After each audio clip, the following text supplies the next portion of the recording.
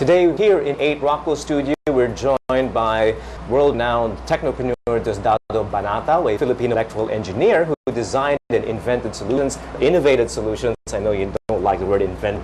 Innovated solutions that revolutionized calculators, cellular phones, personal computers, GPS devices. That's actually an understatement. These days, the foundation he set up with his wife, the Phil Dev Foundation, is helping many finish their science studies in the country. Mr. Banatao is visiting the Philippines to talk about fostering SMEs, innovation, at an APEC-related gathering tomorrow. Welcome to the program, and good to talk to you once again, Dado. Thank you. You were in the 70s in Silicon Valley, before it was even known as Silicon Valley. That's right. I mean, in your own words, you call it just a bunch of orchards. This was the same time you were together with Steve Jobs, with Wozniak, Bill Gates. I mean, is there any art in the Asia Pacific today that you feel has the same energy, the same kind of ecosystem that can be replicated the way Silicon Valley was? In the last 2 years, I have seen that energy. However, that's only one thing in this whole ecosystem that's necessary to build an equivalent of Silicon Valley, which is really very difficult to do. The next thing there is that if the energy is there a real innovative environment, a bunch of engineers, scientists that have the knowledge to create things from nothing. That is still a little bit difficult for us to do. Clearly, we'll get to that in a short while, why it's taking so long for the Philippines to reach that level. But going back to Silicon Valley, you were there even before it is what it is today. Yes. And what were the elements that created this kind of ecosystem that attracted so much talent to this part of the world? It was basically the fact that in the Valley, there were 2 top universities in the West and beyond that in the world. There's Stanford University and then the University of California at Berkeley. Year in, year out, produce top engineers in the world. And then there is the industry. For example, one of the first very successful technology companies, Packard, got an infusion money from Stanford University Dean. And out of that came a massive amount of engineering expertise creation. And then from there came the semiconductor revolution, where a bunch of scientists, Fairchild, and other little research laboratories in the U.S. banded together to really revolutionize, frankly, our quality of life, because a lot of the tools that used to be productive and based on this thing that we call semiconductors. Without making those devices compact and easy to use, life would be very different. So the need, therefore, for technology is massive, not only in Silicon Valley, but all over the world. I asked that question because many member economies of the APEC are trying to replicate Silicon Valley model, okay? And obviously, it's not possible to do it in a central plan, right? Right. I mean, how the Philippines, if the Philippines were to try, even replicate a small part of Silicon Valley, because it's very difficult to even begin that process. Yeah. There have been many attempts, clearly, even Asia, the desire to make a... China is trying to do it. India is trying to do it. It has to do, first of all, actually, the culture, which is very difficult to duplicate. The culture of risk-taking. Okay. We like to hire people who failed before, because that experience is crucial in the knowledge that failure brings into the equation. It is far longer to forget the mistake and remember the good things, in fact.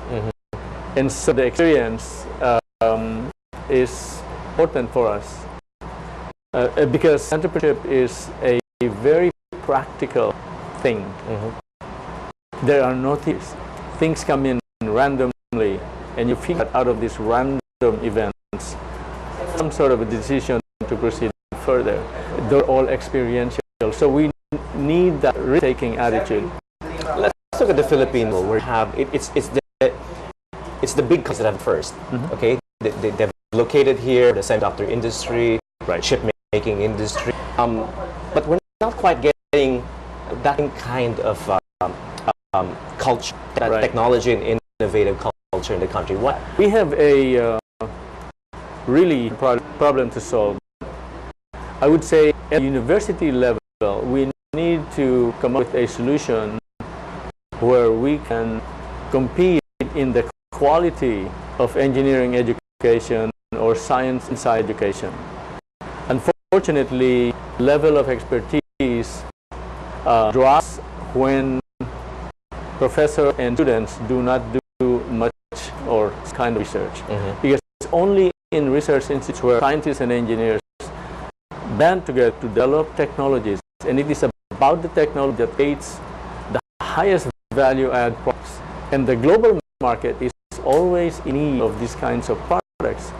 And you can see different in developed countries like the European countries, and in Asia, Japan, Korea, they create really value products, but those are based in deep technology concepts or innovations their own. So what you're saying, and correct me if I'm wrong, is that foreign direct investments to come in, big technology companies to come in a much bigger way. They're for talent.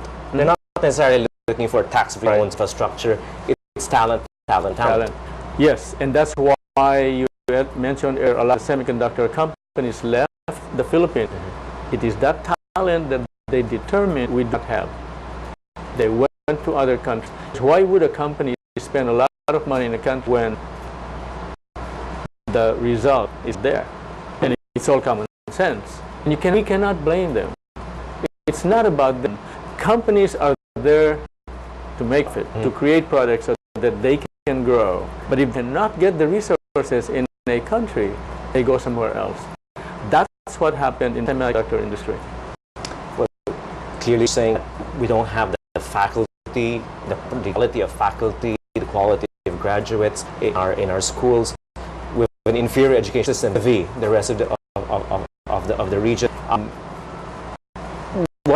Is it too late at this point, or can we still catch? No, I wouldn't say that we are late, because that industry will last a long time, multiple generations, and we continue to enhance capability in semiconductors, which is the basis of a lot of the equipment we buy and use. It's a matter of jump-starting our capability to get there. So one solution that we have put in place and working with the government and the higher education is that partnering, bringing in the experts to work with us is the fastest way to do it. If we're doing it ourselves without help from the outside, it will take us a long time.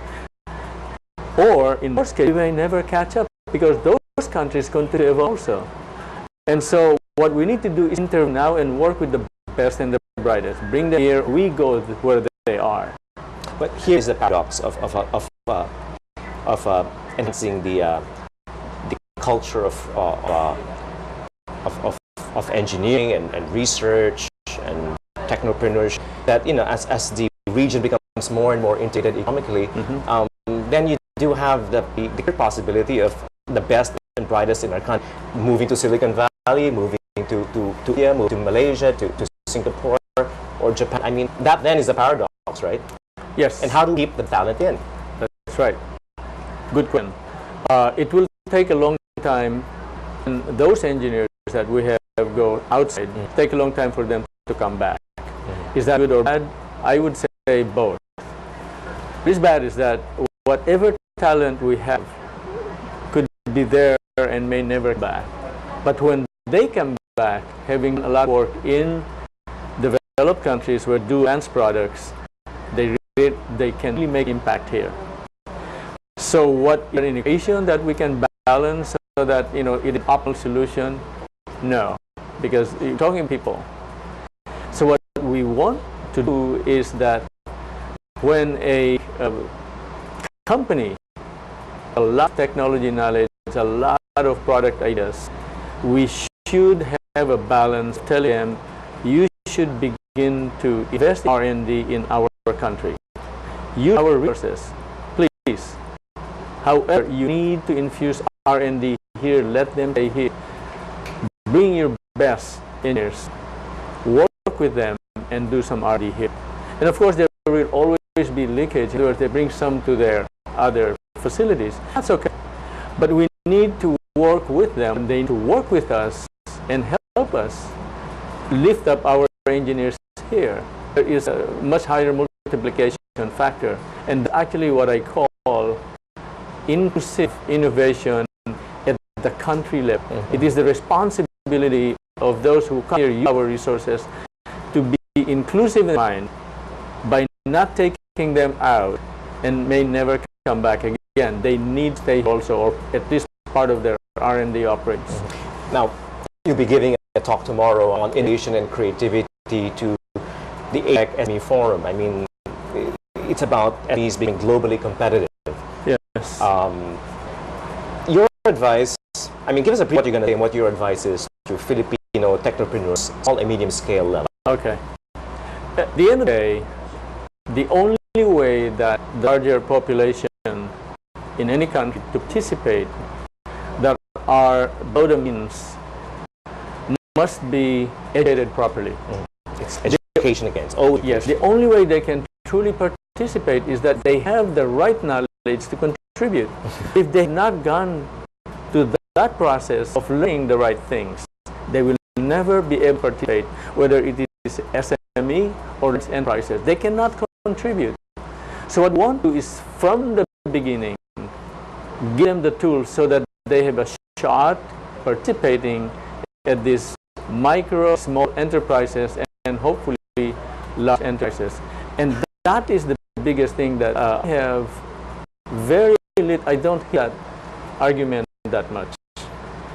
But so we want to attack at the latter part of their lives. That's very, very difficult. They are forever there. And that's what these gaps that we talk about, the rich and poor, will stay there. We need to get them out of that environment, fund them, especially the bright minds. Get them out of those remote areas. And you know, I'm not shy in saying I am one of those. I escaped the environment. Exactly.